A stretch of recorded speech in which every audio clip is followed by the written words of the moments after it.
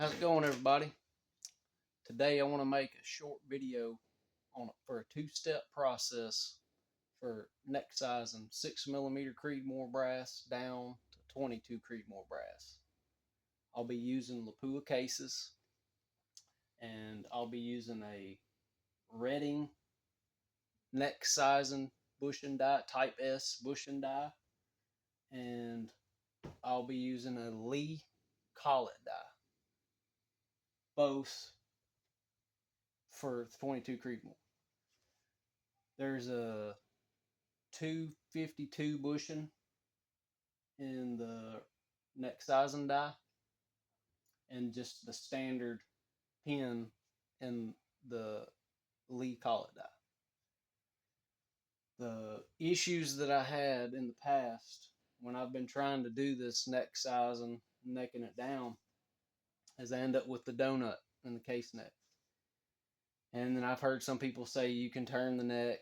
Well, I don't want to lose any integrity in the necks, have any thin spots or anything like that. So I just started dyno testing some stuff myself, and I figured out if I ran the bushing die on all the cases and I had that step still on the lower portion of the neck, I could take and run my collet die over the top of it, and it pretty well squares the neck up, and you can chamber the case without having to do any neck turning.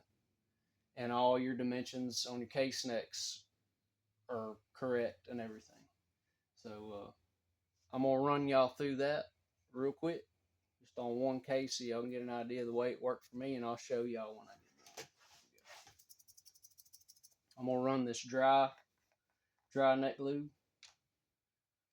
Run this one of these cases in here like this a few times. Just make sure it gets a decent light coat on it where you can vaguely see a little bit on there. I'm going to run this. On the way out, it's a little snug. And then you'll see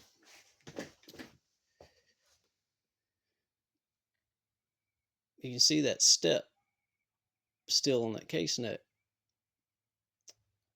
So I was like, man, I didn't really want to do any turning. I said, well, shoot, I got this other die, so I'm going to see if it'll run that collet. So, put this back in the shell holder. Take my lead collet die.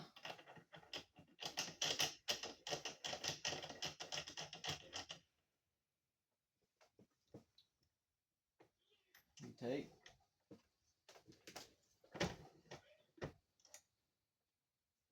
and that takes that step out of that neck of that case,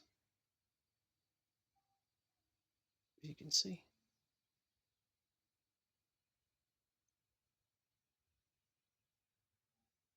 And round the case will chamber in the gun perfectly. And I've run 20 of these through my little short 20-inch 22 Creedmoor, and fire forming them. It's shot decent groups under an inch, 3/4 to 5/8 inch groups. I've since reloaded them, and they ran through my standard bushing die perfectly. The neck tension ends up falling out just right with the same bushing that I use for the Peterson cases. And my standard deviations and my extreme spreads are a lot tighter with this Lapua brass. That's why I was wanting to use Lapua versus just your standard Hornady brass or those types of brasses. It's just far more consistent using quality brass. Peterson brass has done well for me as well, but I was wanting to run two different kinds of brasses in the 22 Creedmoors that I have. So that's the way that I've learned to do it, and function very well, and have any chambering or feeding issues. And I think that's all we're gonna have on the video today. But I've just been thinking, I said, man, I'd make me a little short video explain how easy that was for me. And I guess we'll see y'all on the next one. Until then, aim and squeeze.